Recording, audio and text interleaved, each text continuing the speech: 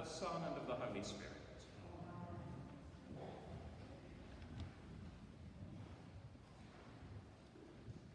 The American industrialist Henry Ford was once asked to donate money for the construction of a new medical facility. The billionaire pledged to donate $5,000. Well, the next day in the newspaper, the headline read, "Henry Ford contributes $50,000 to the local hospital."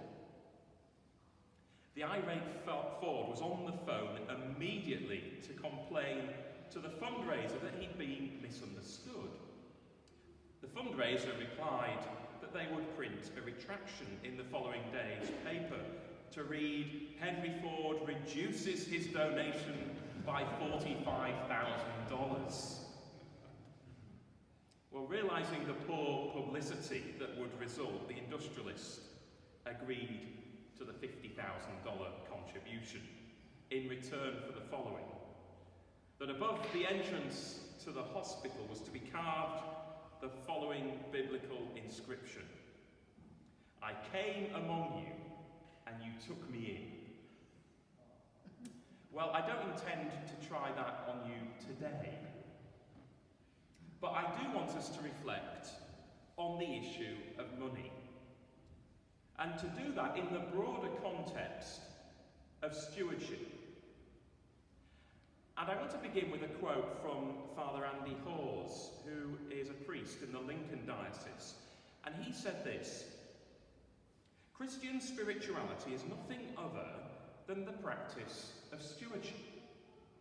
Stewardship is responding to the call of Christ in the present moment, offering to his service all our gifts and abilities.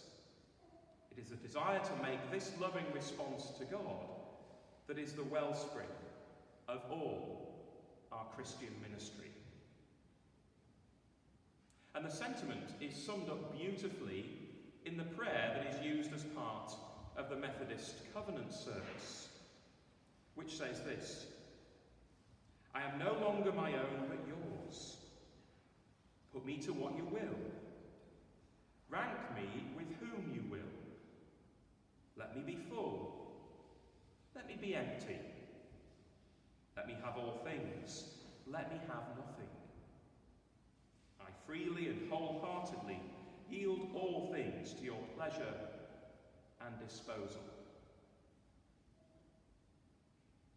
It's a profound prayer, and one that requires us to think seriously about our own life and commitment to God.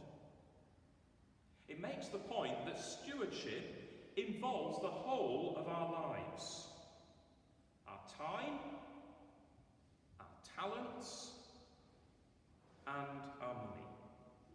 And so often we only speak of stewardship in terms of finance. But there's much, much more to the concept of stewardship. And yet we can't avoid the reality of what we do with our money is important. It's part of our stewardship to God. Too often, Christians shy away from talking about it. But Jesus didn't, because he knew the importance of having a right perspective and understanding of money. The issue of money and how we manage our finances is important. Jesus knew that better than anyone. He knew that it can so easily become a god in its own right. It can become the god of the Christian and the god of the non-Christian alike. It can become my God, it can become your God. And if you don't believe me, just think, when was the last time you had a disagreement which had at its heart money? The love of money is a serious problem for many. And so there's little surprise to find that within the scriptures, well, we have 500 verses offered on prayer, less than 500 verses on faith, but more than 2,000 verses on money and possessions. In Matthew, Mark and Luke, 1 in every 6 verses deals with money. Of the 29 parables that Jesus told, 16 of them dealt with a person and their money. Money and our use of it is important. But we need to understand it in the broader context of stewardship and in its relation to God and his generosity to us. It was St. Ignatius who wrote the following as part of his spiritual exercises. Take, Lord, and receive all my liberty, my memory, my understanding, and my entire will, all that I have and possess. Thou hast given all to me. To thee, O Lord, I return it all. All is thine. Dispose of it wholly according to thy will. Ignatius knew the cost of discipleship. As with that prayer that I read just a moment ago from the Methodist Covenant service, his prayer expresses a deep desire to make a loving and sacrificial response to God's love for us.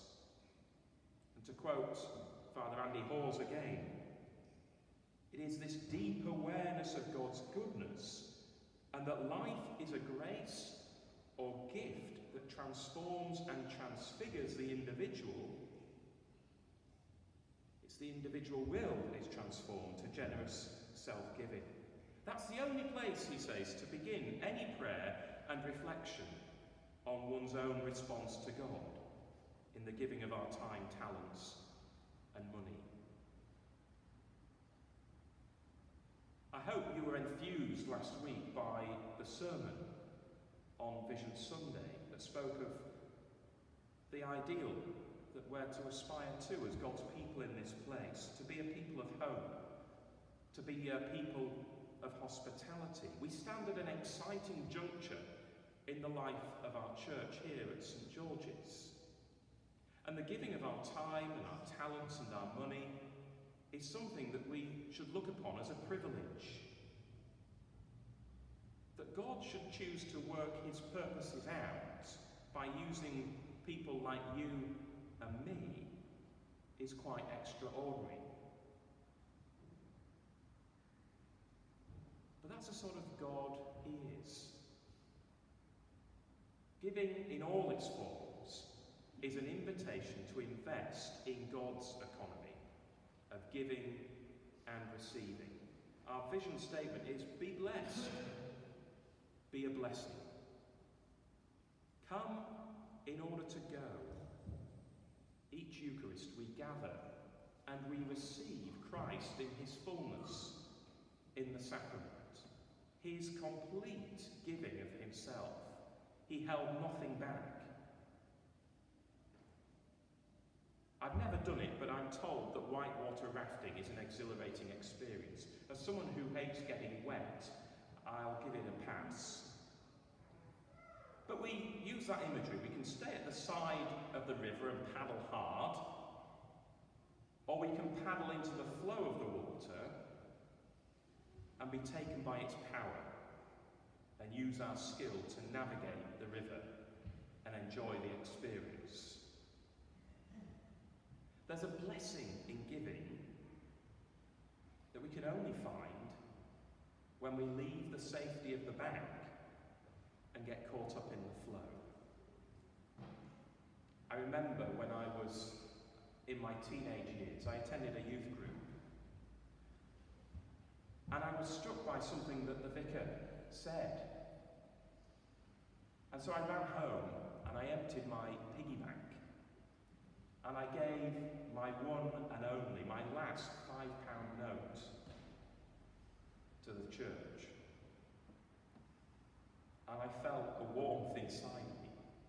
It was a costly thing for me to do, as a 12-year-old, but I knew it was the right thing to do. I was blessed through the initial pain of letting go of that £5 note. Our God is truly amazing. The depths of his love and generosity towards you and towards me, they never end. They have no limit. So hear these words from Paul's letter to the Romans as I close. For one will scarcely die for a righteous person, though perhaps for a good person one would dare even to die. But God shows his love for us in that while we were still sinners, Christ died for us. What Paul is saying here is amazing. God loved us so much that he was prepared to die for us. Christ died a death on our behalf because he loves us. We're totally undeserving of that love, and yet he still chose to give his all, even his life. The question is, what are we going to give in return? How can I use my time, my talents, and my money to help further his kingdom here in this place? I leave that question with you to ponder over the coming few weeks. Next week, Bishop Philip will speak once again on the issue of stewardship. I'll put that sermon on YouTube or on Facebook for you to watch, and I encourage you to watch it. You'll also be given next week a letter and a leaflet explaining the situation here in terms of our finances at St. George's and how you might respond. And I finish by quoting a verse from that wonderful hymn.